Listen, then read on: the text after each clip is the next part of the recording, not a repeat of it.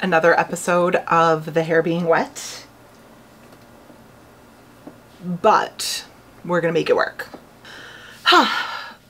After a couple of videos being filmed in the daylight, we are back to our late night filming, but we're getting it done, so it's gonna count. My hair is wet again, but I'm here. I'm here. And I don't have a coffee tonight. I actually have a McDonald's Diet Coke, which is the superior Diet Coke. Comment down below if you agree.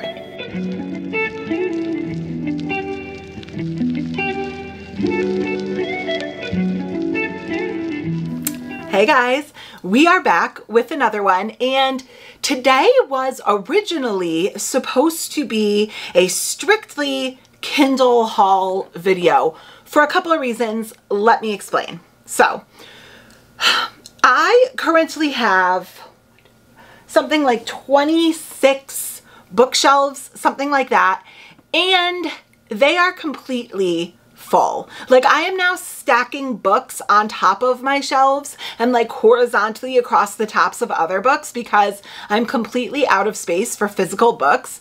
I do actually have a custom bookshelf being built that's going to be like custom made for this little nook that's under my stairs down here in my in-law apartment. Because if you don't know, that's where I film. Like, this is my in-law apartment and we have guests literally like 3 times a year. So the rest of the time it's our little like extra living space, and my office and guest room are where I keep my books.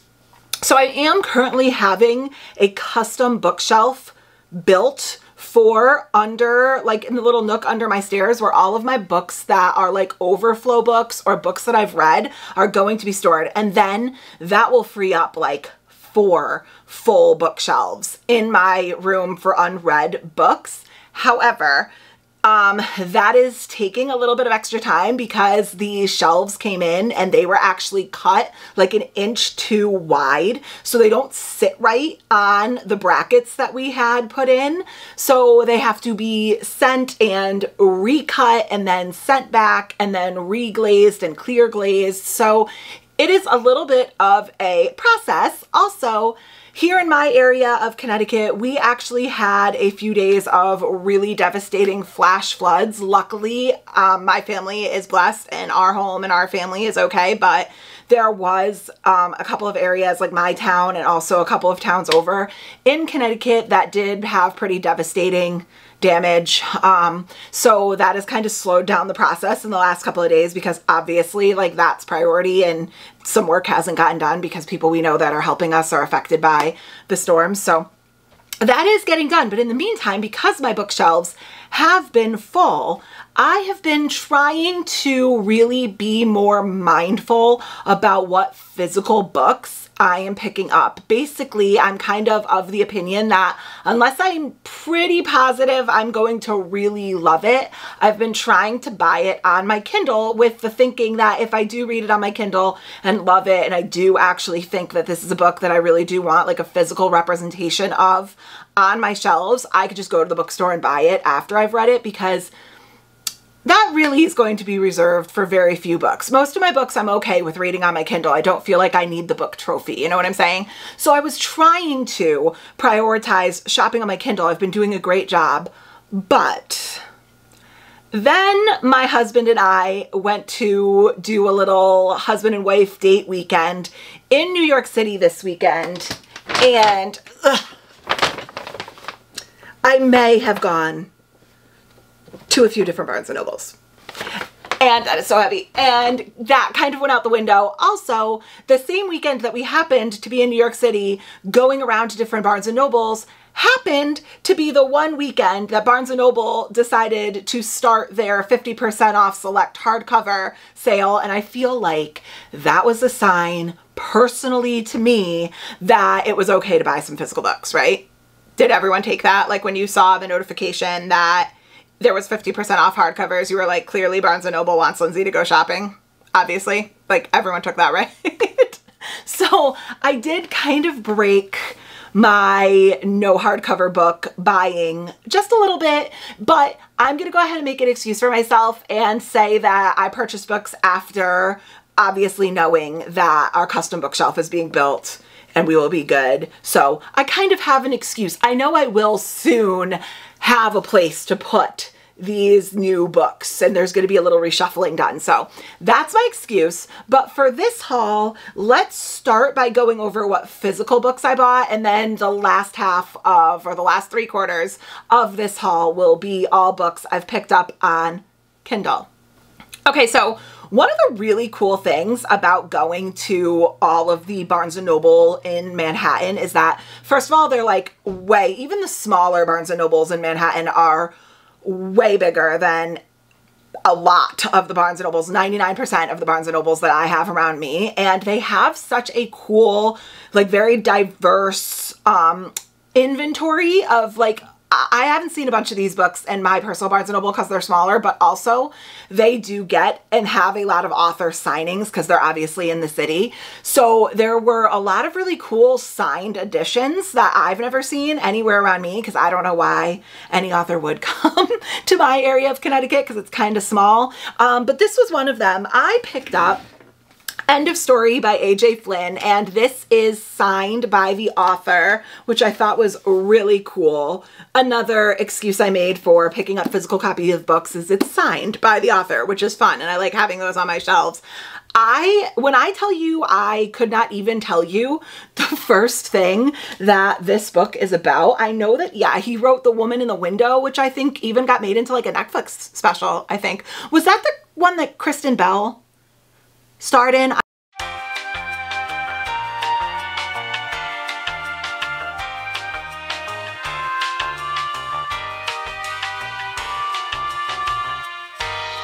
I think it was. I don't really watch a ton of TV because I read books, but I think, correct me if I'm wrong in the comments, but this was a Netflix special and I think Kristen Bell was in it. Maybe I'm wrong. Maybe I'm confusing that, but this is a mystery thriller. It says the past isn't gone, it's just waiting.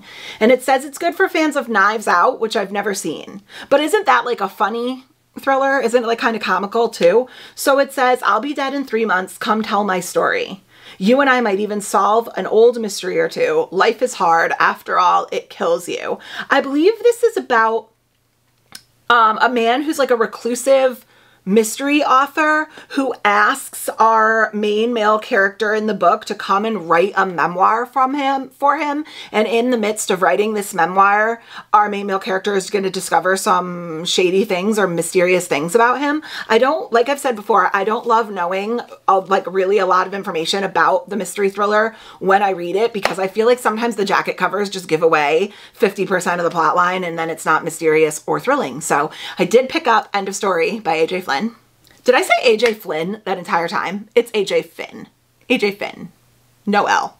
I also grabbed Mercury by Amy Jo Burns. This was, what book club was it? Was it Barnes & Noble? Yeah, Barnes & Noble book club. I've actually been eyeing this and it's actually on my like wanted Kindle books on my Kindle list.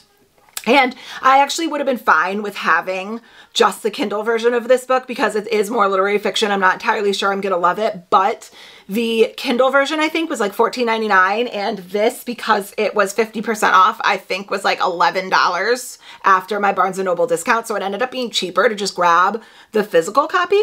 So this says a roofing family's bonds of loyalty are tested when they uncover a long hidden secret at the heart of their blue-collar town.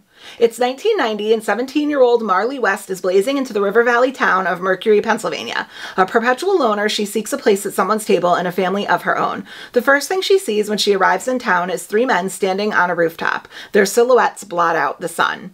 The Joseph brothers become Marley's whole world before she can blink. Soon she is the young wife to one, the one who got away to another, and an adopted mother to them all. As their own mother fades away and their roofing business crumbles under the weight of their unwieldy father's inflated ego, Marley steps in to shepherd these unruly men. Years later, an eerie discovery in a church attic causes old wounds to resurface, and suddenly the family's survival hangs in the balance. With Marley as their light, the brothers must decide whether they can save the family they've always known or whether together they can build something stronger in its place. So a little bit of like generational family dynamic literary fiction. Next is a book I am so excited about, and this was another book that I've actually been eyeing on Kindle, mostly because it's so ginormous. And when a book is really, really long, it's actually much easier to read on your Kindle because it's obviously a lot easier to hold your tiny little Kindle than a giant big book. But I saw this sitting on a table, and not only is the cover really beautiful and I'm super intrigued by the book, but Barnes & Noble in Manhattan, I believe it was the one on Fifth Ave? I think it was, had it signed by the author. And I was just like, it's mine. It's coming home with me. And that is The Bright Sword by Lev Grossman. This is a Arthur retelling, an Arthurian retelling, I believe. But if you can tell, this book is just gigantic. Let's put it next to Mercury, which is like what I would consider like a standard, what is this, probably like 320 page book. It is absolutely massive. This is probably over 600 something pages, like 660, 670 pages. So am I positive I'm going to read this physically? I probably won't. Who knows? But it is quite chunky and quite heavy. It says, if you love King Arthur as much as I do, you'll love Lev Grossman's The Bright Sword, a fresh and engrossing take on the matter of Britain, featuring a colorful cast of roundtable knights who don't often get as much story time as they deserve. For anyone who's ever craved a seat at the round table. I don't know what it's about, but it just says it's a reimagining of the King Arthur legend for the new millennium. So if you're into King Arthur or Arthurian retellings, you might want to pick up The Bright Sword. And like I said, it was signed. It is signed by Lev Grossman himself. So I thought that was a sign that I needed it. Next up, I grabbed The Ornithologist's Field Guide to Love by India Holton. This is a book I haven't really heard anybody talking about. I'm like so on the fence as to whether or not I like this cover. I think there's so much you could have done with this cover when you kind of read the back of the book, and this seems kind of plain, but it was on the buy one, get one 50% off table, so I figured maybe I'd grab it. It made it like, after the 50% off, I think it was like $1 more expensive than buying it on the Kindle, so it kind of made sense. But it says, rival ornithologists hunt through England for a rare magical bird in this historic fantasy rom-com reminiscent of Indiana Jones, but with manners, tea, and helicopter parasols. Beth Pickering is on the verge of finally capturing the rare death whistler bird when Professor Devin Lockley swoops in, stealing both her bird and her imagination like a villain. Albeit a handsome and charming villain, but that's besides the point. As someone highly educated in the ruthless discipline of ornithology, Beth knows trouble when she sees it, and she is determined to keep her distance from Devin. For his part, Devin has never been more smitten than when he first sets eyes on Professor Beth Pickering. She's so pretty, so polite, so capable of bringing down a fiery, deadly bird using only her wits. In other words, an angel. Devin understands he must not get close to her, however, since they're professional rivals. When a competition to become Birder of the Year by capturing an endangered Caladrius bird? Caladrius? Okay, editing Lindsay, look up what the hell a Caladrius bird is. If it's even real. Is that a fantasy bird? I don't know, but if it's real, it'll be right here. If not, I'm just ranting for no reason, but capturing an endangered Caladrius bird is announced. Beth and Devin are forced to team up to have any chance of winning. Now keeping their distance becomes a question of one bed or two. The one bed trope? But they must take the risk because foul play is afoot. I see what you did there, India. I see. And they can't trust anyone else, for all may be fair in love and war, but this is ornithology. I'm sorry, that sounds so cute. And fun fact, I had to take a science elective in high school for graduation, and it was the same year that they happened to do a trial intro to ornithology class, and I took it thinking this was just going to be like an easy A, little like credit, like kind of like I was going to float through it, and I ended up absolutely loving it. For anyone who doesn't know, because I've said it 15 times, ornithology is the study, the scientific study of birds. So I thought this sounded really cute.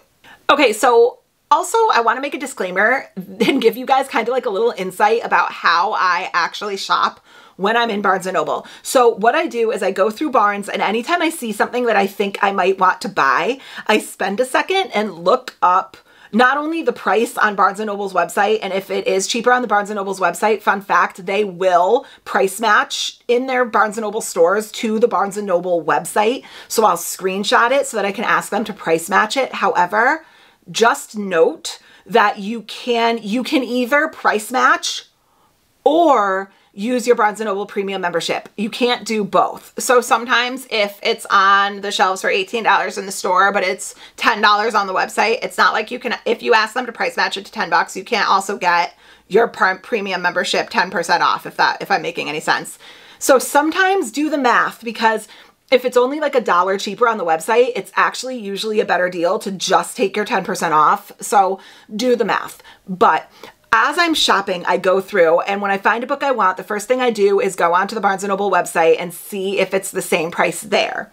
Then what I do is I pull up Amazon and I see what the Kindle price is, because sometimes the Kindle prices are like 70% less, or sometimes it even happens to be on sale for like 99 cents for your Kindle. So why would you pay $20 or $30 for a book when you could get it for 99 cents on your Kindle? So I also pay for Kindle Unlimited every single month. So if the book I want happens to be Kindle Unlimited, I just move it to my Kindle Unlimited list and I don't buy it physically, because I pay $15 or whatever dollars a month it is for Kindle Unlimited. I can read it for free. Why would I buy it if it's KU? But in this specific instance, I did pick up Bound to the Shadow Prince by Ruby Dixon. This is 100% Kindle Unlimited. So if you pay for Kindle Unlimited, you can go and read it for free right now with your membership. However, this often happens to me where I have 3 books in my cart that are buy one, get one 50% off. And then I have to go and circle the buy one, get one 50% tables to find my 4th book. And that's exactly what happened in this situation. I found myself with 3 books, buy one, get one 50. So I wanted this one, found it was KU, put it back, and then went back to the table so that I can make sure I got the discount. But you can 100% read this, and this is a fantastically floppy paperback. So I was like, you know what? I'm just gonna grab it. I think after the deal, it ended up being like $9 anyways, so it wasn't really that big of a deal. But this says, a steamy new monster hero romantasy from the best-selling author of The Ice Planet Barbarians. Ruby Dixon wrote Ice Planet Barbarians, and we all know how I feel about Ice Planet Barbarians. So it says, in order to protect her kingdom from the wrath of a vengeful goddess, Princess Kandra must remain locked inside a tower for 7 years. Kandra isn't the altruistic sort, but since the fate of her entire nation is at stake, she doesn't have a choice. 7 years is a long time without a friend or lover by her side. Shut inside the tower with her is Nemeth, an enemy warrior complete with wings and claws and fangs. He is terrifying, cruel, and disturbingly magnetic. Kandra could kill him for his supplies, but she's desperate for his company and his touch. As time inside the isolated tower rolls on, Kandra uncovers the man behind the stony facade, and they form a surprising bond. When circumstances change, Nemeth and Kandra can no longer hide from the outside world. Now they must decide, do they risk everything? The only thing worse than being trapped in the tower could be escaping it and destroying the world in their wake. So, cute little fantasy rom-com.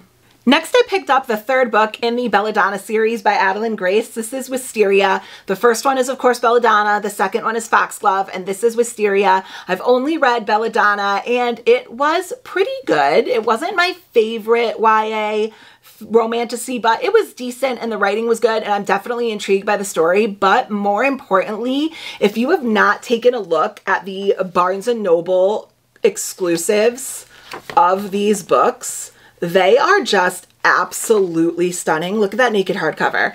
And I have Belladonna and Foxglove in the Barnes & Noble exclusive, so I wanted to grab Wisteria. I'm not going to read the back or really look at anything to do with this book, because oftentimes when you read further into the series, the inside jackets can actually give away spoilers, and I don't want to know. I have not read Foxglove yet. So this is the 3rd book in the Belladonna series. In the same similar vein, I also grabbed Reckless by Lauren Roberts. This is the 2nd book plus the little novella in the, once again, what is this, Powerless series? What is the series name? I'm literally horrible at knowing series names, not that they really matter. Yeah, the Powerless Trilogy. I need to stop second guessing myself. So this is the 2nd book in the Powerless Trilogy. Fearless is the 3rd book, and it's coming out next year, I think, sometime. Something like that, maybe later this year. I'll post it up on the screen, but there is a little novella in between it, which is called Powerful. I don't want to know anything about this, but I actually liked Powerful, the little novella, just slightly more than the 1st book in the series, Powerless. So I'm excited to move on. Next, I actually grabbed 2 books in the series, but they only had 1 in store, and the second one is being shipped to my house. But I did grab Zara by S.J. Jones. This is the first book in the Guardians of Dawn series. The second one is called, I think it's pronounced Ami, A-M-I, but they didn't have it in store. They're shipping it to my house. It hasn't come in yet, but these were both part of the 50% off hardcover book sale. So I got this for like $10, I think. Figured it was a pretty good deal for that. It is more expensive on Kindle, fun fact. So I think, I'm not really sure, but it is about the same on Kindle. So I figured it was a good deal, but this is a YA fantasy, I believe. It says magic flickers, love flames, chaos reigns. They say that when the world is out of balance, the Guardians of Dawn are reborn. Jin Zara's life was already full with appeasing her stepmother's cruel whims, looking after her blind younger sister and keeping her magic secret from those who would kill her for it. But when a mysterious plague starts transforming magicians into monsters, Zara joins a secret magical liberation society called the Guardians of Dawn, and her life becomes entwined with an easily flustered young man named Han, who has secrets of his own. Magicians go missing, abominations emerge, and Zara's powers are growing beyond her control. A demon has awoken in the morning realms, and Zara must find the elemental warrior within before the balance between order and chaos is lost forever. Filled with adventure, romance, and a delightful cast of characters, Guardians of Dawn Zara is the start of a richly imagined fantasy series that will leave you breathless. And I will say, this is an absolutely beautiful map on the inside. So the map kind of sold me. Very cool naked hardcover too, but I'll go ahead and post a photo here of the cover of Ami. This is the second book in the Guardians of Dawn series, and it is coming in the mail. Okay, so now we're going to move on to the portion of the haul that is going to be the books that I purchased for my Kindle. I have over 13 pages on my Amazon account of digital books that I've purchased since my last haul, and I'm not going to discuss all of them because some of them are either little free, like lesser known books that I'm not sure I'm actually going to love. I just grabbed because they sounded pretty decent, and others are like short little novellas that I picked up just because, you know, if I ever find myself with an hour to read and I don't want to start something else, sometimes I pick up a little novella. But let me just push to the side and we'll just talk about like the ones that I really think that you guys would have interest in. So the first book I grabbed was Yellowface by R.F. Kuang. I'm going to be completely honest with you. I do not know if this book is going to be like for me, quote unquote, but I have seen such amazing things about R.F. Kuang's writing. I know she did actually attend and graduate Yale, which obviously has been a big part of my life here in Connecticut. And it just has kind of like a little hometown vibe for me. I do also own Babel, and I own another book by her that I can't remember, but I did grab Yellowface. It says, white lies, dark humor, deadly consequences. Best-selling sensation Juniper Song is not who she says she is. She didn't write the book she claims she wrote, and she is most certainly not Asian American. I think from what I understand about this book is that there are 2 women who are authors and they are friends. And when the one author passes, the other author finds an unpublished work that the dead author wrote and publishes it as though she wrote it herself. I think it's a commentary on the publishing industry. I've heard very polarizing things about this book. Some people love it and say it's a masterpiece, and other people say it's pretentiously written and overwritten. So we will see what I think. I also picked up Someone Else's Shoes by Jojo Moyes. I believe, isn't this the person who, there's a Netflix special made out of something that she wrote as well. What is it? Is it After I Do? Or After There Was You or something like that. She also has, I've heard this author before, but I'm not sure how. But this says it's a story of mix-ups, mess-ups, and making the most of second chances. Who are you when you are forced to walk in someone else's shoes? Nisha Cantor lives the globe-trotting life of the seriously wealthy until her husband announces a divorce and cuts her off. Nisha is determined to hang on to her glamorous life, but in the meantime, she must scramble to cope. She doesn't even have the shoes she was until a moment ago standing in. That's because Sam Kemp, in the bleakest point of her life, has accidentally taken Nisha's gym bag. But Sam hardly has time to worry about a lost gym bag. She's struggling to keep herself and her family afloat. When she tries on Nisha's 6-inch high Christian Louboutin red crocodile shoes, the resulting jolt of confidence that makes her realize something must change, and that thing is herself. So I guess a less, you know, affluent woman grabs an affluent woman's gym bag in the gym, and I don't know, do they switch places or something? I'm not sure, but it sounds really good. I was also browsing around the Kindle specials one day and I found this Savage Song. This is Monsters of Verity Book 1 by V.E. Schwab. I had never heard of this series from V.E. Schwab. Of course, I've heard of Invisible Life of Abby LaRue. Abby? Invisible Life of Addie LaRue and The Fragile Threads of Power and The Darker Shades of Magic. I've heard of all of those, but has anyone ever read this Savage Song by her? Why have I never heard about this? It has 4.5 stars on Amazon with over 4,000 ratings, and it was written in, let's see, 2016, so it's older. And I grabbed it because I feel like this was one of the ones that went on like super sale. I think I got this for like $3 on a sale day. So it says, there's no such thing as safe in a city at war, a city overrun with monsters. In this dark urban fantasy, a young woman and a young man must choose whether to become heroes or villains and friends or enemies with the future of their home at stake. This is a duology, so there is another one after it, but it intrigued me that it was a book by V.E. Schwab I had never heard of. I also grabbed A Time of Dread. This is Of Blood and Bone Book 1 by John Gwynne. I am not admittedly a massive high fantasy reader, but I know that John Gwynne is an acclaimed epic high fantasy author, and I do really want to try his books. I don't actually think I'm going to start here. I think I'm going to start with Malice by John Gwynne, I believe. But this says a race of warrior angels, the Ben Elim, once vanquished a mighty demon horde. Now they rule the banished lands, but their peace is brutally enforced. And then it goes on to discuss all the kingdoms and how they are ruled by these warrior angels. And it sounds very interesting. Also on Kindle Special one day, I grabbed The Other Side of Sunday. This is Carolina Day's Book 1 by Carrie Hayward. I think this is is it a second chance romance? It says, falling in love. Courtney Grayson has been there, done that. Men, who needs them? Love wasn't everything she thought it would be. This time around, she's doing things differently. She hasn't sworn off men for good. She just isn't interested in settling. Trusting someone with her heart again someday, but not today. Falling in love? Sorry, Clay Bradshaw is not the guy for you. He's never been in love and he doesn't see it happening. Hooking up can be fun, but more often than not, women are a distraction he doesn't need. He's a busy man and he doesn't have time to date, let alone fall in love. Will someone ever change that? There's always a chance someday. Life doesn't always go as planned, and love may find them both on the other side of someday. I thought that sounded really cute. I also grabbed Emmeline Waters' This Is Your Life. This is Serendipity in Love, Book 1. There's currently 2 by Maggie Bloom. It says, recent college grad Emmeline's real life is shaping up to be a bit too real. 1, mind-numbing dead-end job, check. 2, aloof, self-absorbed boyfriend, check. 3, a mountain of debt even Sir Edmund Hillary could have trouble surmounting, check. So when Emmeline lands an interview for a food critic job at the Boston Sunday Times, she's sure she has finally stumbled onto the road to success. But soon an unexpected detour in the form of Mike Lawful, her high school one-night stand, reappears, sending Emmeline careening in a whole new direction. When the dust settles, will Emmeline have the life of her dreams, or will her adorable little secret be revealed for every Tom, Dick, and Mark to see? Little workplace rivals vibe.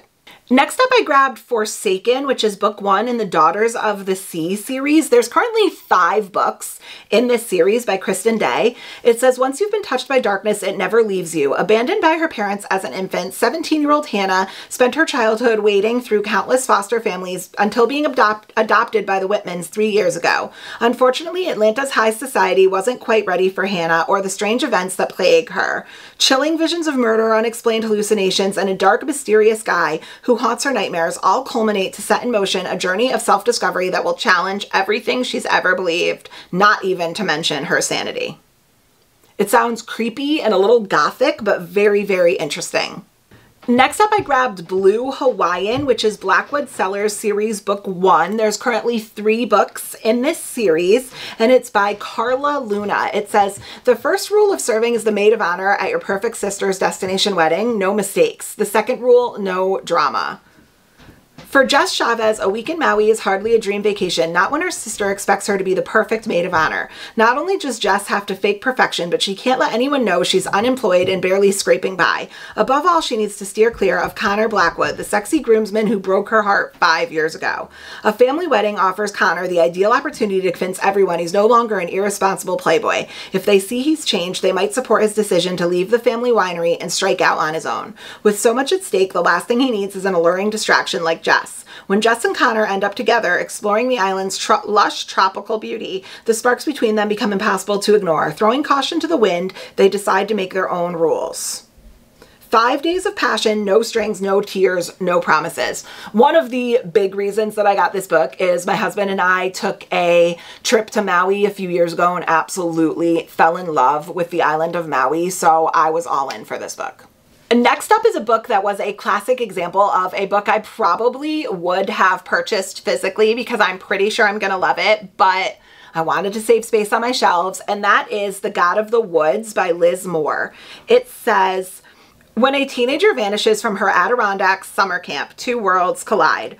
Early morning, August 1975, a camp counselor discovers an empty bunk. Its occupant, Barbara Van Laar, has gone missing. Barbara isn't just any 13-year-old. She's the daughter of the family that owns the summer camp and employs most of the region's residents. And this isn't the first time a Van Laar child has disappeared. Barbara's older brother similarly vanished 14 years ago, never to be found. As a panicked search begins, a thrilling drama unfolds. I don't want to know anything else. There is, if you want to go on to Amazon or Barnes & Noble, there is a pretty large write-up. I don't want to know anything else. Next up, I grabbed Where Sleeping Girls Lie. This is by Farida Abike Iyamida. I want to make sure, I don't know if I'm pronouncing that correctly, but this is the same author who wrote the Ace of Spades series that I do own and I've heard is very, very good. It says, it's like I keep stumbling into a dark room, searching for the switch to make things bright again. Sadeh Hussein is starting her 3rd year of high school, this time at the prestigious Alfred Nobel Academy boarding school, after being homeschooled. Misfortune has been a constant companion throughout her life, but even Sadeh doesn't expect her new roommate Elizabeth to disappear after Sadeh's first night, or for people to think she had something to do with it. With rumors swirling around her, Sadeh catches the attention of the girls collectively known as the Unholy Trinity, and they bring her into their fold. Between learning more about them, especially Persephone, who Sadeh is inexplicably drawn to, and playing catch-up in class, Sadeh already has so much on her plate. But when it seems people don't care enough about what happened to Elizabeth, it's up to her and Elizabeth's best friend, Boz, to investigate. And then a student is found dead. As Sadeh and Boz keep trying to figure out what's going on, Sadeh realizes there's more to Alfred Nobel Academy and its students than she thought. Secrets lurk around every corner and beneath every surface, secrets that rival even her own. As someone who attended a boarding school, any setting located in a boarding school is going to kind of draw me in, and I didn't have similar experiences. Obviously, it was amazing, but the lore and the atmosphere of a boarding school in a book is always a win for me. Okay, next up I downloaded Body Check by Elle Kennedy. Not only was this absolutely a cover buy, I am definitely going to get the physical copy of this book because I own everything Elle Kennedy has ever written. However, I had pre-ordered this, so it automatically downloaded onto my Kindle on release day, and I haven't actually seen it in store yet. I don't know if it's sold out or I just kind of like didn't notice it when I was in there, but I will be picking up a physical copy of this because this is Elle Kennedy's first hockey romance, and from what I understand, it is daughter of the main male character's hockey coach. Like the main male character plays on a hockey team and falls for his coach's daughter. So listen, it's a hockey romance and coach's daughter. I'm in. Okay, next I downloaded All the Colors of the Dark by Chris Whitaker. I have seen this book making its way around Bookstagram and everyone is saying that it's absolutely incredible. It has a 4.6 star rating with 11,397 reviews on Amazon and a 4.5 star rating with 36,000 reviews on Goodreads. That is so high. So I'm thinking I'm really gonna love this book. It says, 1975 is a time of change in America. The Vietnam War is ending, Muhammad Ali is fighting Joe Frazier, and in the small town of Montclair, Missouri, girls are disappearing. When the daughter of a wealthy family is targeted, the most unlikely hero emerges, Patch, a local boy who saves the girl, and in doing so leaves heartache in his wake. Patch and those who love him soon discover that the line between triumph and tragedy has never been finer, and that their search for answers will lead them to truths that could mean losing one another. A missing person mystery, a serial killer thriller, a love story, a unique twist on each. Chris Whitaker has written a novel about what lurks in the shadows of obsession and the blinding light of hope. How amazing does that sound? This, honestly, if I end up loving it, will have to be a physical book on my shelves.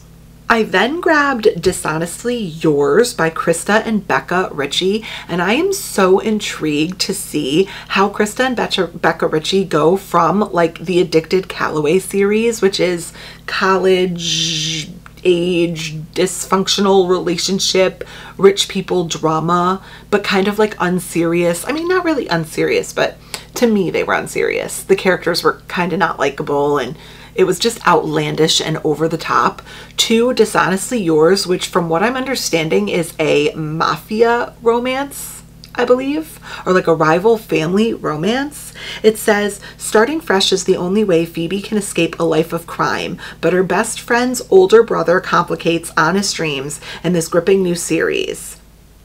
It says, Phoebe Graves grew up in a family where deception and seduction are as commonplace as breathing. The Graves and her best friend Haley's family have been on the run their whole lives, but after a high-stakes con job goes south, Phoebe and Haley decide to run away and start over.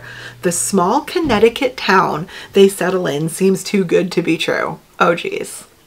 I always get a little bit iffy about reading books set where I live, because sometimes you read about it and you're like, has this author ever been to Connecticut? Because Connecticut is not that exciting, but okay. The biggest flaw in their plan is Haley's frustratingly handsome brother Rocky, who insists on coming with them. Living honestly isn't in his DNA, and his past with Phoebe is downright messy. He's everything she wants, but nothing she can have. Phoebe worries that Rocky will tempt them back into their old ways where lying is second nature. She doesn't want Rocky to mess up the new life she's begun for herself. The longer she stays in town, the more she realizes what it means to have a reputation and what a normal life with the man she loves could look like. I'm into it. Okay, the next book is probably the book that I downloaded that I am the most intimidated by, but also the most interested in conquering because I'm so intimidated by it, and that is The Ninth Reign by Jen Williams. This is the first book in the Winnowing Flame trilogy, and it is another epic high fantasy. It says, the great city of Ebora once glittered with gold. Now its streets are stalked by wolves. Tormalin the Oathless has no taste for sitting around waiting to die while the realm of his storied ancestors falls to pieces. Talk about a guilt trip. Better to be amongst the living where there are taverns full of women and wine. When eccentric explorer Lady Vincenza Vintage de Grazon offers him employment, he sees an easy way out. Even when they are joined by a fugitive witch with a tendency to set things on fire, the prospect of facing down monsters and retrieving ancient artifacts is preferable to the abomination he left behind. But not everyone is willing to let the Eboran Empire collapse, and the adventurers are quickly drawn into a tangled conspiracy of magic and war. For the Duralia are coming, and the Ninth Reign must fall. It sounds so good, but I've heard that it's not necessarily like a slog to get through, it's just very dense writing, and I think it is quite long.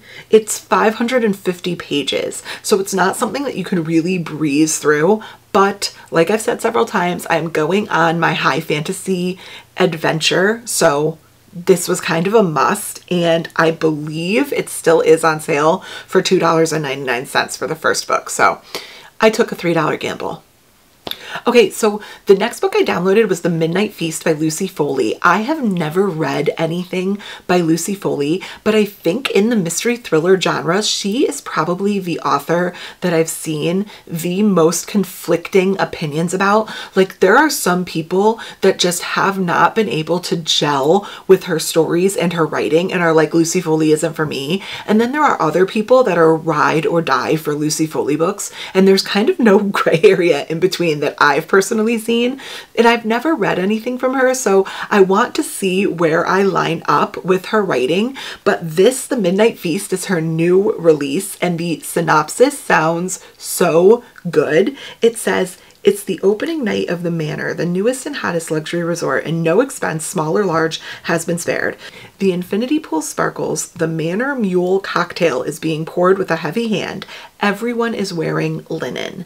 But under the burning midsummer sun, darkness stirs. Old friends and enemies circulate among the guests. Just outside the Manor's immaculately kept grounds, an ancient forest bristles with secrets, and it's not too long before the local police are called. Turns out the past has crashed the party with deadly results.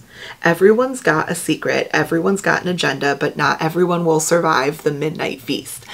This to me sounds like the book equivalent of playing a game of Clue, and it sounds very interesting. Next up, this book sounded so good, and I'm like, how are more people not talking about this? This is another book I happened to grab for free, and I think it may still be free, so go check on Amazon for it. This is Displaced by Bridget E. Baker. This is the first book in the Birthright series, which currently has 7 books in it. It says, the first time Chancery's twin sister tried to kill her was on their 9th birthday. In the intervening years, nothing improved. In fact, Judica stabbed her hand with a fork just this morning so she could take the last pancake. Then Judica threw it to her dog. But Chancery has a secret. She's been watching their people's finest warriors for years while she was supposed to be studying. He's gorgeous, powerful, and a genius in all military applications, flawless in every way. Chancery thinks he might like her too, but he's supposed to marry her evil twin because their mother chose Judica as her heir, the future empress of 1/6 of the earth. Chancery, sick of all the drama, decides to run away from court to live among the humans, but the day before she's supposed to leave, she's helping her prepare for a ball. She tries on her mother's royal ring, and the Steritium stone reacts to her. She inadvertently fulfills an ancient prophecy of the woman who will unite the 6 families and save the entire world. There's no way her mother's going to let her leave now, and things just became much more complicated. It sounds so good. It's almost like a little bit of like a Regency fantasy vibe. So I was like, how could I not grab this? McDonald's Diet Coke break. My favorite thing on planet Earth is a nice, crisp, cold McDonald's Diet Coke. And a large is $1.27 around me. It's the greatest deal in town. How could I resist? Next up, I grabbed Fallen Academy Year 1 by Leah Stone. I have seen so many books by Leah Stone recently, and I've heard almost nothing about them, but this intrigued me because this is one of 5 books in the Fallen Academy series. It says, Brielle Atwater isn't sure of much, but she knows a few things. 1, having black wings is not normal. 2, selling her soul to the demons was a mistake. 3, Lincoln Gray is the biggest jerk she's ever met, but not falling in love with him might prove impossible. When angels fell from the sky to war with the demons that ravaged Earth, their combined powers infected humanity. Now the humans are assigned one of 2 fates, being either demon gifted or angel blessed. After wings sprout from Brielle's back at her awakening ceremony, she's sure she's an angel blessed. It's not until she sees black wings that she realizes something is terribly wrong. Having sold her contract at a young age to save her father's life means she should be bound for Tainted Academy. That is, until a fallen angel unexpectedly fights for her to be accepted into Fallen Academy, the elite school for those that inhabit Angel City. So I think this is basically like you're either an angel or a demon, and she is somewhere in between, and she gets sent to this school for the angels.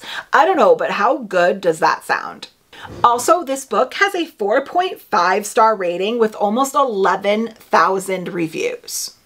I'm sitting here scrolling through a couple of pages because in between my Kindle hauling, like books that I actually picked up, they had another Stuff Your Kindle day, and I feel like I put another like 100 books of free books on. But like, I don't want to discuss each one of them like I did in my last haul because it would take forever. And also I'm not as picky on those days because they're free. So some of the books that I downloaded are admittedly trash. Like, I don't even know what they are. I have no clue, but I'm going to scroll through them till I find something worth talking about. And a book worth talking about might be Phas Deception by M. Lynn. This is book 1 of the Queens of the Fae series, which has 12 books in it currently. It really is pretty intriguing to me, not only because how beautiful is this cover, but also it has so many reviews and so many books, and I haven't heard of it. And I believe it still is free. So if you want to grab book 1, you still can. It says, a human girl with a troubled past, a Fae prince from a stolen kingdom. When he whisks her away to the Fae realm, there is no going back to her old life. Next up, I grabbed Everyone on This Train is a Suspect by Benjamin Stevenson. This is the same author who wrote Everyone in My Family Has Killed Someone. I have that, but I have not read it. It says it's a fiendishly fun, locked room train murder mystery that offers a tip of the hat to the great Agatha Christie novel while at the same time being a modern reinvention of it. When the Australian Mystery Writers Society invited me to their crime writing festival aboard the Gone, the famous train between Darwin and Adelaide, I was hoping for some inspiration for my second book. Fiction this time. I needed a break from real people killing each other. Obviously, that didn't pan out. The program is who's who of crime writing royalty. The debut writer, the forensic science writer, the blockbuster writer, the legal thriller writer, the literary writer, and the psychological suspense writer. But when one of us is murdered, the remaining authors quickly turn into 5 detectives. Together, we should know how to solve a crime. Of course, we should also know how to commit one. Next up, I grabbed Swansong by Ellen Hildebrand, or Ellen Hildebrand. I never know how to pronounce her name, but I grabbed Swansong. This is her retirement book from her Nantucket series, which is so sad. There are so many books that she's written about the island of Nantucket, but she deserves to retire. We're going to let her move on. So it says, the best-selling author brings her Nantucket novels to a brilliant finish. When rich strangers move to the island, social mayhem and a possible murder follow. Can Nantucket's best locals save the day and their way of life? Chief of Police Ed Capanash is about to retire. Blonde Sharon is going through a divorce, but when a $22 million summer home is purchased by the mysterious Richardsons, how did they make their money exactly? Ed, Sharon, and everyone in the community are swept up in high drama. The Richardsons throw lavish parties, flirt with multiple locals, flaunt their wealth with not 1 but 2 yachts, and raise impossible hopes of everyone they meet. When their house burns to the ground and their most essential employee goes missing, the entire island is up in arms. Sounds really good. This next book is a book I actually saw Olivia from Olivia Reads a Latte talk about. She does read like slightly cozier mysteries than I usually like, but the way that she hyped this book up, I was like, I'm gonna give it a try because it sounds really funny. And that is Bless Your Heart by Lindy Ryan. This is the first of 2 books in the Bless Your Heart series. It's a crackling mystery horror novel with big-hearted characters and southern charm with a bite. It says, rise and shine, the Evans women have some undead to kill.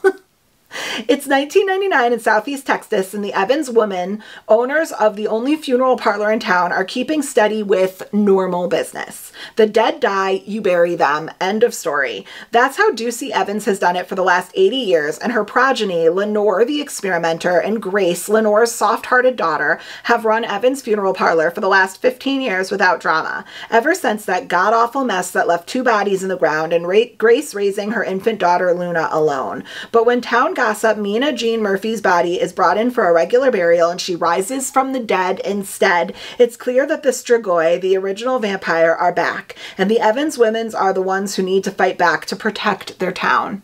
That sounds so funny. It sounds kind of like, see what I'm saying? It has like a cozy vibe to it in that it sounds like it's going to be just slightly ridiculous, but easy to read. This next book, I'm not even gonna lie, I probably am going to go ahead and grab a physical copy of it because it does have really beautiful sprayed edges. So that is The Spell Shop by Sarah Beth Durst. It does have the pretty like lilac lavender sprayed edges to it. I just haven't had a chance to run and grab it. I actually didn't see it when I was in New York. I might have just kind of like glazed over it because I was trying to stay focused on the sale books. But this says, join Keela the librarian, her assistant Kaz the sentient spider plant, as they navigate the low-stakes market of illegal spellmaking and the high-risk business of starting over. Keela has always had trouble dealing with people. Thankfully, as librarian at the Great Library of Elysium, she hasn't had to. She and her assistant Kaz, a magically sentient spider plant, have spent the last 11 years sequestered among the Empire's most precious spellbooks, preserving their magic for the city's elite. But when a revolution begins and the library goes up in flames, she and Kaz save as many books as they can and flurry to a faraway island Keela was sure she'd never return to, her childhood home. Keela hopes to lay low in the overgrown and rundown cottage her late parents left her and figure out a way to survive without drawing the attention of either the Empire or the revolutionaries. Much to her dismay, in addition to a nosy and very handsome neighbor, she finds the town neglected and in a state of disrepair. I don't want to know anything else, but once again, sounds kind of cozy, but it really does sound good. I also grabbed The Grandest Game by Jennifer Lynn Barnes. This is in the same world as the Inheritance Game trilogy, but I believe it follows, is it new characters? I'm not sure and I don't want to know. I did read all 3 books in the Inheritance Game trilogy and I didn't love it. The first book was decent. The second and the third book just got kind of dumb, to be completely honest with you. There was really, that book could have been a one and done. That could have been a standalone and we would have been fine if it had just been like expanded in one book, but whatever. So I did grab this. I'm not going to read the synopsis because I don't really want to know. Next up, I grabbed Kilt Trip by Alexandra Kiley. This says, ready or Scott, Globetrotter. Globetrotter. It's getting late, guys. It's getting late. Okay, let's try that again and speak English this time. Not Globetrotter. Globetrotter. Globetrotter. Addie McCrae always follows her wanderlust. As a travel consultant, she jets around the world anywhere but Scotland. But when she's sent on assignment to help a struggling family-run tour company in the Highlands and save her own job, Addie packs away her emotional baggage and turns on the professional charm. Rugged as the land she loves, Logan Sutherland's greatest joy is sharing the beauty of Scotland's hidden gems, even if it means a wee bit of red ink on the company's bottom line. The last thing Logan wants is some American expert pushing tourist traps and perpetuating myths about the Loch Ness Monster, especially when Addie never leaves her desk to experience the country for herself.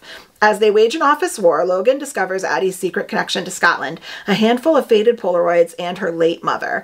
Hoping for a truce, he creates a private tour to the places in the pictures to help Addie find closure and appreciate the enchantment in less traveled destinations, never expecting the off-limits attraction sparking between them. But when Addie's contract is up and the magic won't pay the bills, they can't afford distractions. But how can Addie do her job if she hasn't explored all Scotland and Logan have to offer?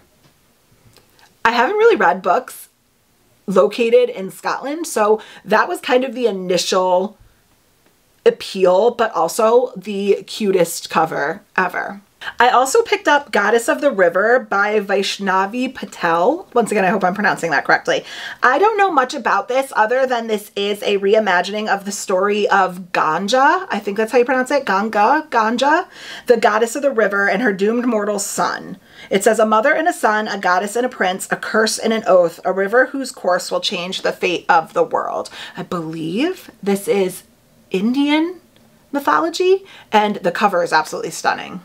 Next up, I grabbed Next to You by Hannah Bonham Young. This is the same author as Out on a Limb, which I have up here. It says, 2 friends battle feelings for each other as they work together to renovate a school bus into a home. That has me immediately intrigued because I keep telling my husband that I want to convert either, I waffle between like a van and a small school bus into a home. And he's like, you don't want to do that. I'm like, no, I just want to, like, I think it'd be fun for a little bit, like just to have a home on wheels for a little bit. That sounds so cool. But at the same time, I live in a 2,000 square foot house and I like my space. Even this sometimes seems like everyone's on top of each other. So I don't think it would work. I think it's just the idea of renovating a van into a home that I want to do, not really like necessarily live in it. But the second I read that this book was about our female and male main character meeting by renovating a van into a tiny home, I was like, I'm in it. Next up, I downloaded Fairy Fruit by Charlotte E. English. This is one of the 6 books in the Wonder Tales series, and it is still currently on sale for 99 cents the last time I checked, which was literally like 2 seconds ago. And I think this video should be going up either tomorrow or the next day. So hopefully in the next 48 hours it stays on sale. But this is a book I purchased for 99 cents in a daily special, and it says, when the centuries barren orchards of berry on the wind suddenly bear fruit, it is clear that something strange is afoot, and something fey, for this is no ordinary harvest. To partake of the fruits of fairy is to be changed for good, but not necessarily for the better. Whence come the golden apples, the moonlit silver pears? Whence come the golden apples, the moonlit silver pears? Who is the motley piper walking the streets of Barry, drawing forth magic and mayhem with his music? And how can half of the town vanish into thin air? That is a very weirdly formulated sentence. Whence come the golden apples, the moonlit silver pears? Pears? No, pears. I don't know. I have no idea what that means, but it says, there may be chaos aplenty in Barry, but that's all that's needed to set things straight is a touch of the right light and maybe just the right pair of boots. It sounds interesting, but it does have 4 stars with 876 ratings. Next up, I grabbed Silenced Girls by Roger Strelgis. This is book 1 in the Agent Tori Hunter series, which currently has 6 books. And it says, the beautiful young woman is perfectly still, curled up in the trunk of the car, her long hair hiding her face. Her cotton blouse has ridden up a little, revealing 2 small dots an inch apart on her back, just like the others. Guilt has kept FBI agent Tori Hunter away from her home in Manchester Bay, Minnesota for 20 years, ever since her twin sister disappeared on the 4th of July, when the girls should have been together. But when she receives an anonymous newspaper clipping about another missing girl, Genevieve, Tori is dragged back to her past. Just like Tori's sister, Genevieve vanished without a trace, her empty car abandoned on a lonely lakeside road as Independence Day fireworks lit up the sky overhead. Returning to Minnesota Lake Country, Tori finds Genevieve's distraught parents desperate for answers. How could their beautiful, popular daughter be snatched so near to her own home? Under pressure to make an arrest, the police have no time for Tori's theories. Besides, they already have a suspect for Genevieve's abductor. A local man seen flirting with her the night she disappeared. But then the suspect is found dead in an isolated cabin, days before another girl's body is discovered bound and strangled in the trunk of her car, 2 strange dots on her back. The bloodstains surrounding her body belong to the one man Tori thought she could trust. Reeling, Tori knows the closer she gets to the truth, the more her own life is at risk. But can she catch him before it's too late for Genevieve? I think that sounds really good. I haven't heard anybody talking about this book, but it has 4.5 stars and 11,629 ratings. So obviously it's very well received and well liked. Next up, I grabbed Secrets of the Dead. This is the first book in the Lost Kingdom saga, which currently has 2 books. I don't know if they're done. It might just be a duology, but it says, a princess dealing with the trauma of her past, an assassin who rules the kingdom underworld, a disgraced woman banished by her family, the grandson of a usurper. When an explosion kills all the royal families in the kingdom of Novicia, 4 unlikely heirs are forced to take their parents' place. Naive and inexperienced, the rulers must not only learn to lead their realms, but grapple with their newly heightened powers. To uncover the mystery of their family's death, the 4 must come together to uncover the truth. But as secrets are revealed and a prophecy predicts one of them will destroy the kingdom, no one can be trusted, not even the dead. Next up, I grabbed Silver in the Bone by Alexandra Bracken. I do have a special edition of this book. It's right here, actually. I do have, I think it's a Fairy Loot or a Lumicrate edition of this book, but I wanted to grab it on my Kindle because I'm not gonna read it on the Kindle. I do also have Lore by Alexandra Bracken on my Kindle, but this one sounded pretty intriguing. So it says it's a contemporary fantasy inspired by Celtic lore, the tale of a teenage girl who seeks her destiny in the cursed ruins of Avalon, driven by love, revenge, and pure adrenaline. It says, born without a trace of magic, Tamsin Lark is no match for the sorceresses and hollowers who populate the magical underground of Boston. But when the only parent she's ever known disappears without so much as a goodbye, she has no choice but to join in their cutthroat pursuit of enchanted relics to keep herself and her brother Cabell alive. 10 years later, rumors are swirling that her guardian found a powerful ring from Arthurian legend. You lost a tooth? Let me see. There's a molar. No way. I just pulled it out. What? Oh, that is a molar. Let me see. Nicely done. He lost a tooth. Good job. Put it in your zip, like wrap it in paper towel. I felt it and it was really wiggly and I was just like, do I want to wait like a month more or do I just want to pull it out now? Okay. Put it in a Ziploc and make sure to put it under your pillow for the tooth fairy. Okay. That's awesome. Hey, he lost a tooth. Got to put it under his pillow for the tooth fairy. Don't forget. Okay, 10 years later, rumors are swirling that her guardian found a powerful ring from Arthurian legend just before he vanished. A run-in with her rival Emrys ignites Tamsin's hope that the ring could free Cabell from a curse that threatens both of them. But they aren't the only ones who covet the ring. As word spreads, greedy hollowers start circling, and many would kill to have it for themselves. While Emrys is the last person Tamsin would choose to partner with, she needs all the help she can get to edge out her competitors in the race for the ring. Together, they dive headfirst into a viper's nest of dark magic, exposing a deadly secret with the power to awaken ghosts of the past and shatter her last hope of saving her brother. That sounds awesome. Next up, I grabbed this book, 99% for the cover. That is the Agathas. Look at how awesome this cover is. It is so good. This is by Kathleen Glasgow. It is the first book in the Agatha's mystery series. And I believe this is cozy as well. I think it gives off like cozy vibes. It says, who killed Brooke Donovan? It's the biggest mystery of the summer and everyone in Castle Cove thinks they know what happened, but they're wrong. Two unlikely friends come together to solve the case in this fast-paced, fun, modern Agatha Christie inspired thriller. What, bud? This was my last baby tooth. What? This was my last baby. Did you just drop your tooth down the stairs? This was my last baby tooth. Chaos. It was your last baby tooth? Yeah. Well, and it just took a trip down the stairs? Mm-hmm. Appropriate. Nice. That's cool. I think I have glass in my foot. Yep. Nice. Okay. That's awesome. Put it in a Ziploc under your pillow, please, so we don't lose it. He would lose his tooth. Good job, bud.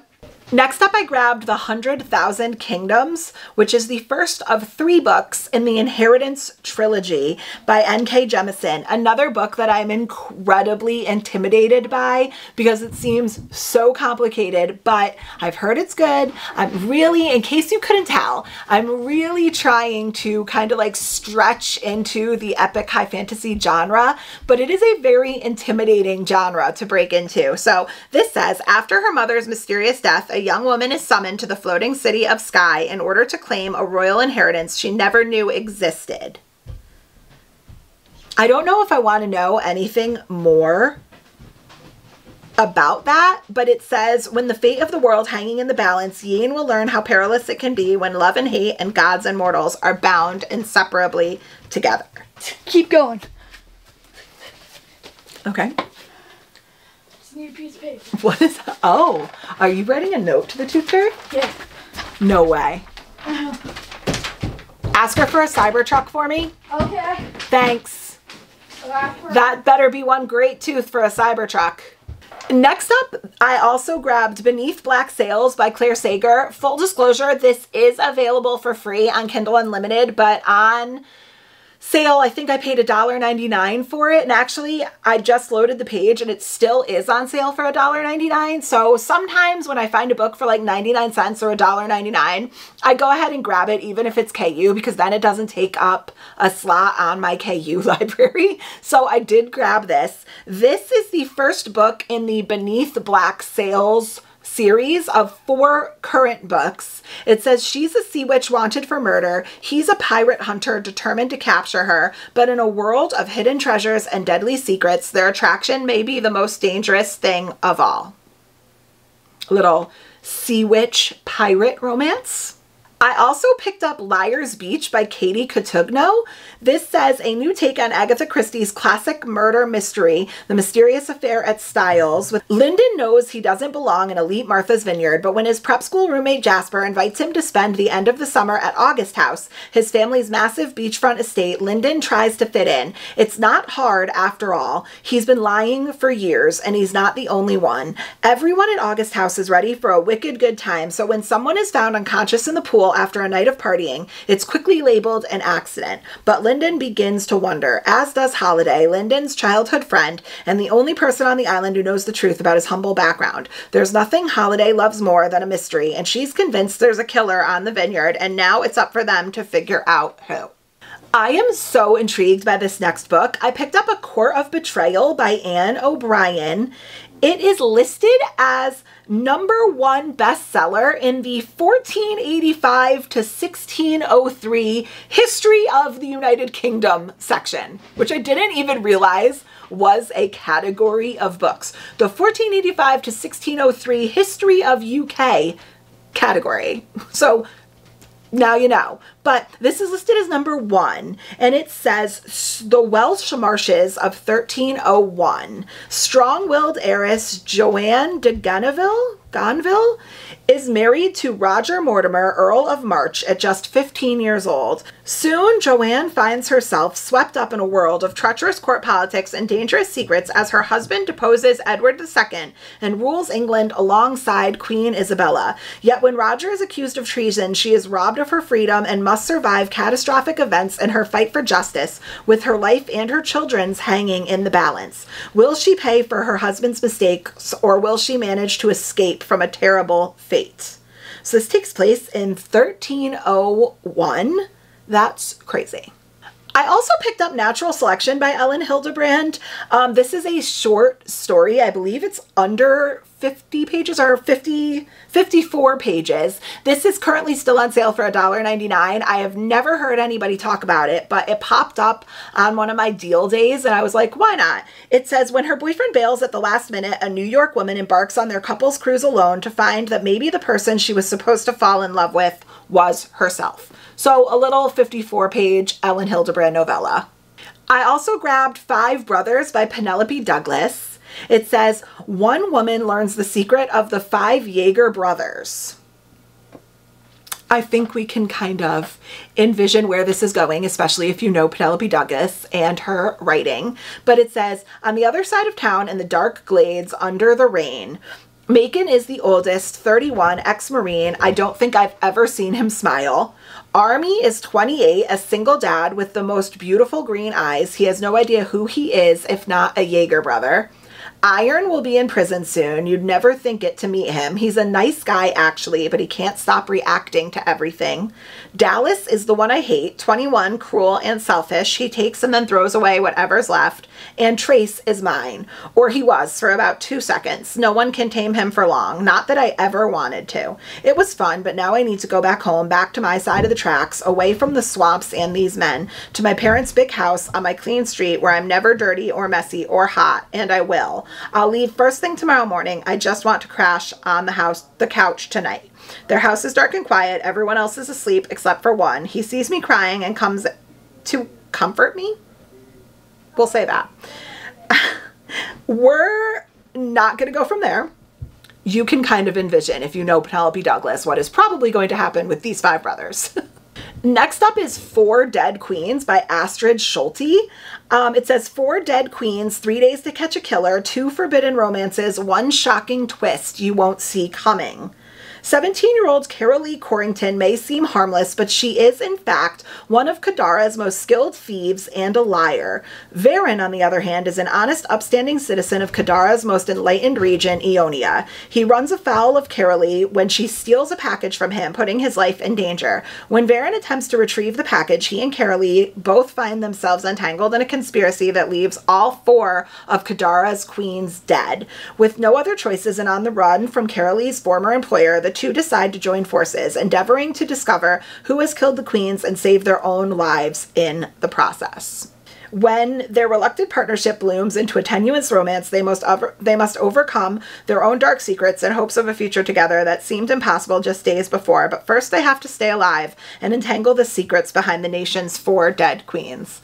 I think that sounds great. It's like a little romance, Regency, enemies to lovers, kind of like gothic dark vibe. I also grabbed Chaos and Flame by Tessa Grattan and Justina Ireland. How fantastic is this cover? I think this is beautiful. And the cover for the second one is just as pretty. It says, Darling Seabreak cannot remember anything before the murder of her family at the hands of House Dragon, but she knows she owes her life to both the power of her Chaos Boon and House Kraken for liberating her from the sewers where she spent her childhood. That kind of has like Game of Thrones vibes, like House Kraken, House Dragon, right? Like a little bit of like Game of Thrones inspiration. It says, so when her adoptive Kraken father is captured in battle, Darling vows to save him, even if that means killing each and every last member of House Dragon. Talon Goldhoard has always been a dutiful war prince for House Dragon, bravely leading the elite troops of his brother, the High Priest Regent. But lately, his brother's erratic rule threatens to undo 100 years of House Dragon's hard work, and factions are turning to Talon to unseat him. Talon resists until he's ambushed by a fierce girl who looks exactly like the one his brother has painted obsessively, repeatedly for years, and Talon knows she's the key to everything. Together, Darling and Talon must navigate the treacherous waters of House politics, caught up in the complicated game the High Prince Regent is playing against everyone. The unlikeliest of allies, they'll have to stop fighting each other long enough to learn to fight together in order to survive the fiery prophecies and ancient blood magic threatening to devastate their entire world. Like I said, that had Game of Thrones vibes, and it really, really interested me. Next up, I grabbed To Kill a Shadow by Catherine Quinn. This is the first books in the Mistland series, and it says, Julie Maddox knows nothing of love or even light. He knows only his grim duty as the Hand of Death, to lead the Knights of the Eternal Star into a land filled with nightmares and certain demise. It's only when he sees her, a young woman with wild amber eyes who's as fierce, defiant, and swift as the shadow beasts themselves, that he feels the warmth of life in his blood. The other knights may fear their lethal commander with his hard, merciless demeanor. Outcast Kiara Frey sees only a leader, a man who knows how to survive, someone like her, but wanting him is as treacherous as the shadows themselves and just as seductive. With a kingdom on the verge of collapse, the knights must now venture into the darkest heart of the land and uncover the secrets of the misted shadows, where evil will prey upon their minds and feast on their flesh. It will betray their senses, it will surpass their nightmares, most of them will die, but they have no other choice because the only way to fight the darkness is to become it. Oh, this is pretty funny. This next book I actually picked up because I was watching The Fabulous Reagan from Reagan Reads book haul video, and the way that she described this was so intriguing, so I immediately messaged her. I was like, oh my god, I am absolutely grabbing that book, and that is Beautiful Villain by Rebecca Kenny. This is a modern retelling of The Great Gatsby. I was like, oh my god, that's amazing. I'm definitely grabbing it. She goes, you should do it. You should do it. I'm gonna read it. I'm so intrigued by it. So then she tried to read it in her next reading vlog, and she ended up DNFing it and not loving it. So I'm gonna give it a try because, you know, we all have different tastes, but seeing her not love it has made me like not as excited for it. But like I said, this is a Great Gatsby retelling. It says 7 years ago I lost him for good. Now he's back. But is he still the Jay Gatsby I used to know, or is he something more, something darker? Daisy Finnegan is looking forward to the endless golden freedom of summer. No more college, no more pressure, no more worries. But when her cousin goes missing at an exclusive house party, Daisy is all too ready to confront the mysterious host, only to discover the wealthy recluse is Jay Gatsby, her childhood sweetheart, now sinfully hot and impossible to deny. She could never resist him, and it isn't long before she's entangled in a web of wealth and lies and obsession, culminating in a shocking act of violence that shatters the summer haze and threatens to drown them all. But it isn't until Gatsby is shot through the heart and survives that Daisy discovers the truth of how he clawed his way up in the world by selling the secret of immortality to the highest bidder. Now with her friends' lives at stake, her own dizzying new powers still volatile, and an unimaginable threat closing in, Daisy will have to face an impossible choice: side with the man who claimed her body and soul, or with the monsters who could see him lost to forever. It sounds really good, but I've chatted with Reagan a little bit about it, and I think this was more like a writing style, like progression of plotline problem than an actual storyline problem. I don't know. Message her, watch her video. She explains it way better than I am. I also grabbed Wait For It by Jen McKinley. This was a daily deal as well, but it was a little bit more pricier of the daily deals. This was, and I believe still is, on sale for $4.99. So definitely not a 99-cent special, but still not bad. It was a $5 book. It says a woman looking for a new lease on life moves to Arizona, where she rents a guest house on a gorgeous property with a mysterious owner, a man who teaches her about resilience, courage, and ultimately true love in this funny, big-hearted novel about hope and healing. Next up, I grabbed A Curious Beginning. This is book 1 in the Veronica Speedwell, I think it's Veronica Speedwell mystery series. It currently has 9 books in it. It says, London, 1887. After burying her spinster aunt, Veronica Speedwell is free to resume her world travels in pursuit of scientific inquiry and the occasional romantic dalliance. As familiar with hunting butterflies as with fending off admirers, Veronica intends to embark upon the journey of a lifetime. But fate has other plans when Veronica thwarts her own attempted abduction with the help of an enigmatic German baron who offers her sanctuary in the care of his friend Stoker, a reclusive and bad-tempered natural historian. But before the Baron can reveal what he knows of the plot against her, he is found murdered, leaving Veronica and Stoker on the run from an elusive assailant, as wary partners in search of the villainous truth. And like I said, this is an older book. This was written in 2015. There's currently 9 books. This is the Veronica Speedwell series is a pretty well-loved series, and right now you can get this book, A Curious Beginning, for $3.99. Next up is The Road of Bones by Demi Winters. This is book 1 in the Ashen series. It says it's a epic, immersive, Viking-inspired romantic fantasy about a woman fleeing a ruthless assassin, accidentally joining forces with a group of thieves, and she must use all of her cunning to escape with her life and heart intact. Scylla Nordvig is running for her life. The Queen of Isildur has sent warriors to bring Scylla to Sunavik, where death awaits her. When her father is killed, his last words set Scylla on a perilous quest: travel the treacherous Road of Bones, a 1,000-mile stretch haunted by warbands, creatures of darkness, and a mysterious murderer, and go to Copa, where a shield house awaits her. After barely surviving the first stretch of road, a desperate Scylla sneaks into a supply wagon belonging to the notorious Blood Axe crew. To make it to Copa, she must win over Axe Eyes, the brooding leader of the crew, while avoiding the wolf, his distractingly handsome right-hand man. All the while, the Queen's ruthless assassin hunts Scylla obsessively. Will Scylla make it safely to Copa, or will she fall prey to the perils of the Roads of Bones? I've heard really good things about this. It has 4.5-star ratings and 3,639 reviews. Next up, I grabbed Rookie Move. This is book 1 of 3 books in the Brooklyn Bruisers series. It's a first novel in a new series featuring the hockey players of the Brooklyn Bruisers and the women who win their hearts. In high school, they were the perfect couple until the day Georgia left Leo in the cold. Hockey player Leo Trevi has spent the last 6 years trying to do 2 things: get over the girl who broke his heart and succeed in the NHL. But on the first day he's called up to the newly franchised Brooklyn Bruisers, Leo gets checked on both sides, first by the team's coach, who has a long simmering grudge, and then by the Bruisers' sexy, icy publicist, his former girlfriend, Georgia Worthington. Saying goodbye to Leo was one of the hardest things Georgia ever had to do, and saying hello again isn't much easier. Georgia is determined to keep their relationship strictly professional, but when a press conference microphone catches Leo declaring his feelings for her, things get really personal really fast. You sell me with a hockey romance, man. I also grabbed The Last Tale of the Flower Bride by Roshani Chakshi. I do own this physical book, but it was on sale for $1.99 on Kindle's Daily Deals, and I wanted to grab it because I do own it by hardcover, and it's actually not that big. It's pretty small. I think it's like just under 300 pages, but for $1.99, I like having it on my Kindle to give me the option.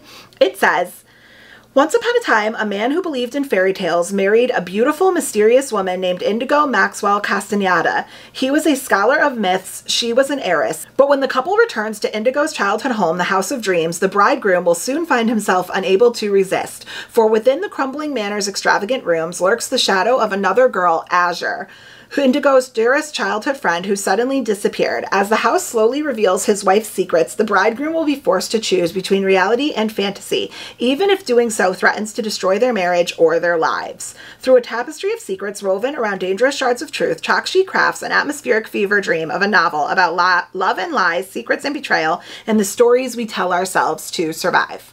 For $1.99, it seems like a really good deal. I also grabbed Sanctuary, which is the first book in the Romans Chronicles series by Ilona Andrews. This book is still on sale for $4.99. It's not easy serving Chernabog, the god of destruction, darkness, and death, especially during the holidays, and especially when you're out of eggnog and one of your pesky freeloading mythic creatures has eaten your last cookie. Roman would like nothing more than to be left alone, but when a wounded boy stumbles into his yard and begs for sanctuary, Roman takes him in. Now elite mercenaries are camped out on his property, combat mages are dousing the house with fire, and strange priests are unleashing arcane magic. They thought Roman was easy pickings, just a hermit in the woods, but they chose the wrong dark priest to annoy. For while Roman might be patient, he is the black volve, filled with the love of his terrible god. For his adversaries, it's a fight to the death, but for him, it's just another day in the neighborhood. This is 152 pages, so I would consider this a little novella, but it sounded really funny. Next up is a book I also don't really hear anybody talking about. That is House of Dragons, which is book 1 in the Royal Houses series. It currently has 5 books in it by K.A. Lind. It's an enemies to lovers slow burn romantasy. And it says, 10 years ago, half fae, half human, Kerrigan Argan was discreetly dropped off onto the steps of Draco Mountain with nothing but a note. Her life changes completely as she's swept into the care of the House of Dragons, an elite training program for gifted fae.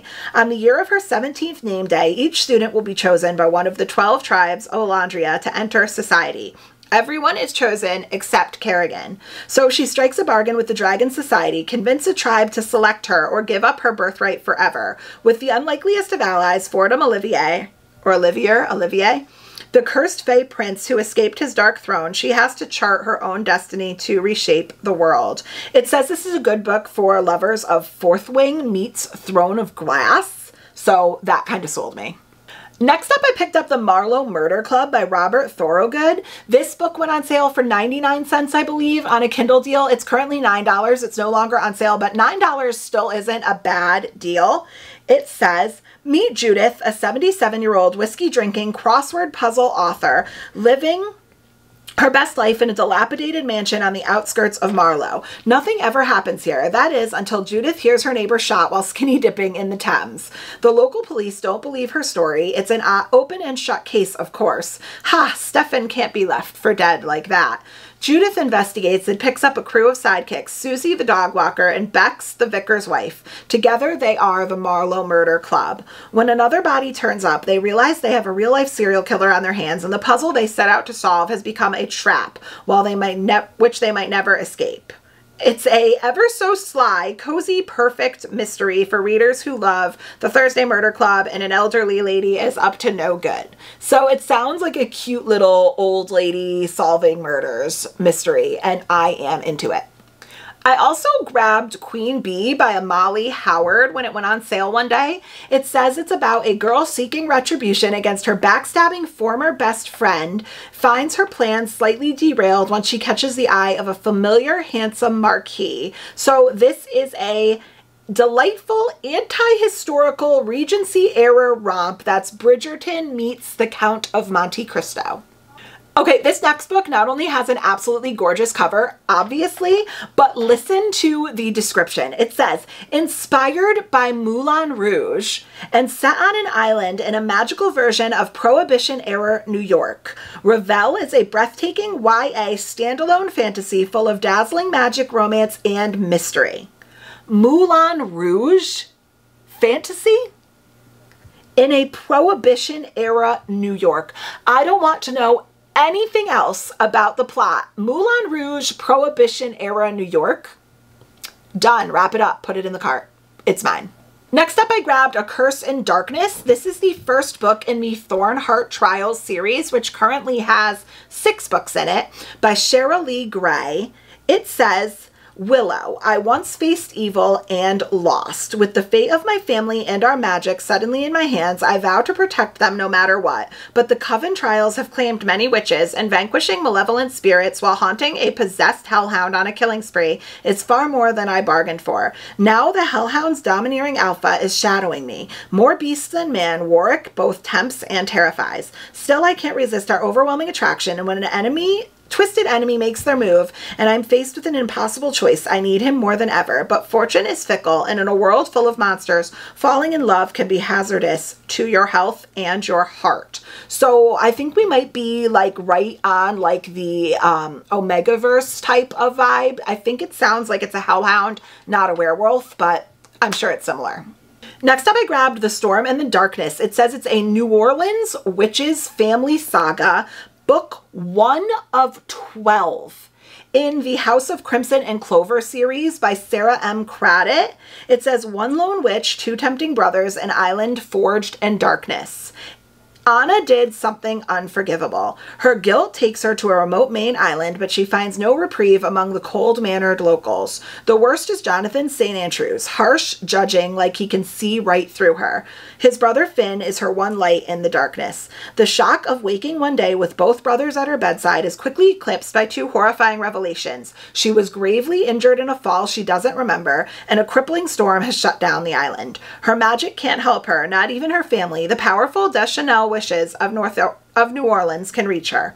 While Anna heals, riding out the storm with the brothers, she battles confusing feelings for the enigmatic men who risk their lives to save hers. But her feelings will have to wait, because someone is coming for her. Someone John and Finn have known all their lives. Someone who won't stop until they take back what the brothers have stolen.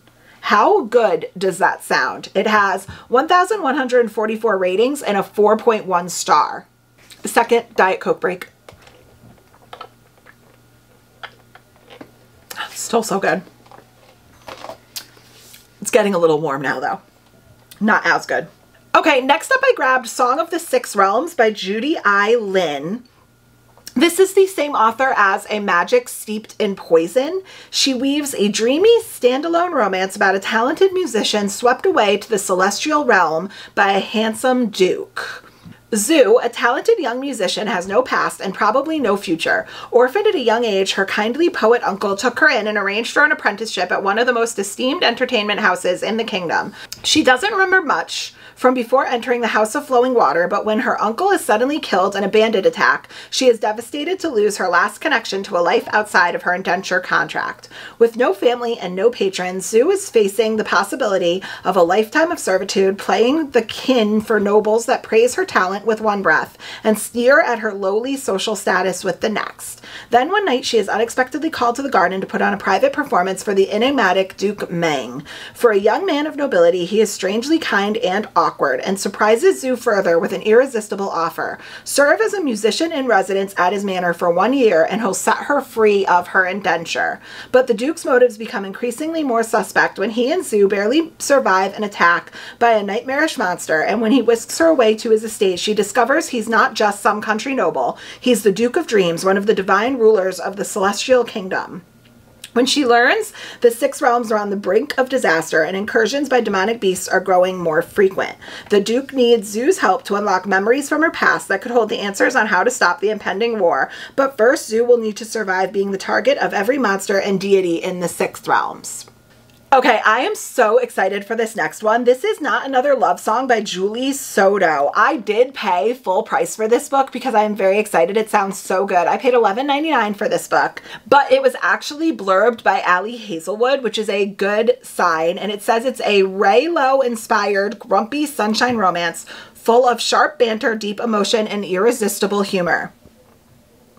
When professional and self-taught violinist Gwen Jackson plays, she disappears into the peaks and valleys of each song, a quiet passion that never quite explodes into pure emotion. Xander Thorne is the exact opposite. A cellist and a rock star, he's all about big emotion, but not even his 6'4" frame can contain his skill, his genius, and an attitude that borders on jerkitude.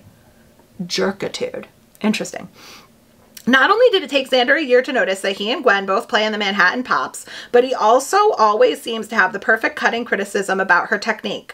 When Gwen is offered the role of first chair of the orchestra, something Xander has secretly coveted for years, their existing hostility goes up a notch. Yet, despite her best efforts, Gwen can't ignore the sizzling chemistry between them. Forced to work more closely with each other, they can't help exploring their attraction. As they begin to compose and play songs together, it's clear that their powerful connection could make for a performance that could blow everyone's minds. Suddenly, their box office dynamite and the fragile romance growing between them is in danger of being crushed beneath a publicity stunt.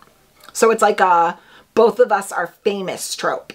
Okay, we are on the last page. So we're almost done. So the next book I grabbed was The Whispering Dark by Kelly Andrew. It says, Delaney Myers Petrov is tired of being seen as fragile just because she's deaf. So when she's accepted into a prestigious program at Godboll University that trains students to slip between parallel worlds, she's excited for the chance to prove herself. But her semester gets off to a rocky start as she faces professors who won't accommodate her disability and a pretentious upperclassman fascinated by Delaney's unusual talents. Colton Price died when he was 9 years old. Quite impossibly, he woke several weeks later at the feet of a green-eyed little girl. Now, 12 years later, Delaney Myers Petrov has stumbled back into his orbit, but Colton's been ordered to keep far away from the new girl and the voice she hears calling to her from the shadows. Delaney wants to keep her distance from Colton. She seems to be the only person on campus who finds him more arrogant than charming. Yet after a Godboll student turns up dead, she and Colton are forced to form a tenuous alliance, plummeting down a rabbit hole of deeply buried university secrets. But Delaney and Colton discover the cost of opening the doors between worlds when they find themselves up against something old and nameless, an enemy they need to destroy before it tears them and their forbidden partnership apart. It sounds so good. Next up is a book I've actually heard some more literary fiction booktubers talk about, and that is Piranesi by Susanna Clark. It says, Piranesi's house is no ordinary building. Its rooms are infinite, its corridors endless, its walls are lined with thousands upon thousands of statues, each one different from all the others. Within the labyrinth of halls, an ocean is imprisoned. Waves thunder up staircases, rooms are flooded in an instant. But Piranesi is not afraid. He understands the tides as he understands the pattern of the labyrinth itself. He lives to explore the house. There is one other person in the house, a man called the Other, who visits Piranesi twice a week and asks for help with research into a great and secret knowledge. But as Piranesi explores, evidence emerges of another person and a terrible truth begins to unravel, revealing a world beyond the one Piranesi has always known. I have like this love and this interesting like intrigue towards sentient home stories. I find them so cool. Our homes hold so many memories and so many visions for important things that happen in our lives. And it's kind of like what if the walls had eyes type of vibe. And this is about a sentient house that is constantly changing. That really just, it pulled me in. I also grabbed This Time Next Year by Sophie Cousins. It was a Good Morning America book club pick. It says, their lives began together, but their worlds couldn't be more different. After 30 years of missed connections, they're about to meet again. So it sounds like this is a second chance romance with older main characters, which always is something that I kind of like because it's not the typical like college age second chance romance we dated in high school. These are like older and you would assume more mature main characters, which at my age I like to read about. Okay, next up is The Starless Sea by Erin Morgenstern. I have heard quite a bit about this book, and I did pay full price for this book on Kindle, but on Kindle, this is only $8.99. So it's still much cheaper than the $30 hardcover at Barnes & Noble. It says, Zachary Ezra Rollins is a graduate student in Vermont when he discovers a mysterious book hidden in the stacks. As he turns the pages, entranced by tales of lovelorn prisoners, key collectors, and nameless acolytes, he reads something strange, a story from his own childhood. Bewildered by this inexplicable book and desperate to make sense of how his own life came to be recorded, Zachary uncovers a series of clues. A bee, a key, a sword that lead him to a masquerade party in New York, to a secret club, and through a doorway to an ancient library hidden far below the surface of the earth. What Zachary finds in this curious place is more than just a buried home for books and their guardians. It is a place of lost cities and seas, lovers who pass notes under doors and across time, and of stories whispered by the dead. Zachary learns of those who have sacrificed much to protect their realm, relinquishing their sight and their tongues to preserve this archive, and also of those who are intent on its destruction. Together with Mirabelle, a fierce pink-haired protector of the place, and Dorian, a handsome barefoot man with shifting alliances, Zachary travels the twisting tunnels, darkened stairwells, crowded ballrooms, and sweetly soaked shores of this magical world, discovering his purpose in both the mysterious book and in his own life. This has 4.3 star rating with 18,383 reviews. So definitely very well known, and it actually has 211,000 ratings on Goodreads. So this next book I actually grabbed when it was on sale for $1.99 on a Kindle deal day, because the author, who is R.J. Barker, so nicely sent me the second book that is coming out. I don't even know when. Let me look it up. It is coming out September 10th of 2024. He actually sent it to me as an ARC. And I haven't read the first book yet. So of course I'm supporting him. I've pre-ordered. Anytime an author sends me a book, I try to also pre-order it to make sure that I'm also supporting them and how kind they were for sending it to me for free. But R.J. Barker did send this to me, so I wanted to go ahead and download and read the first book before I got into the ARC. And that is Gods of the Wordwood. This is the Forsaken Trilogy, Book 1. It says, Our lands are wild with gods, our woods are wild with monsters. Cahan is known as a forester, a man capable of navigating the dangerous forests of Krua like no one else, but once he was more. Once he was a warrior. Udini serves the goddess of the lost, a keeper of the small and helpless. When Udini needs to venture into the Wordwood to find a missing child, she asks Cahan to be her guide. But in a land where land is won and lost for uncaring gods, where the forest is full of monsters, Cahan will need to choose between his past life and the one he leads now, and his choice will have consequences for his entire world. So once again, it was so kind of R.J. Barker to send me the second one, and I definitely want to make sure that I read the first one. And wouldn't you know it, I did actually already purchase The Bright Sword, which is the Lev Grossman Arthurian retelling, for my Kindle. I told you, I was also going to buy it for my Kindle because I don't want to hold that massive 700-page book. Next up, I downloaded The Summer Pact by Emily Giffin. This is a brand new release, and it is currently on sale for $6.99. I think that's like over 50% off, so I grabbed it.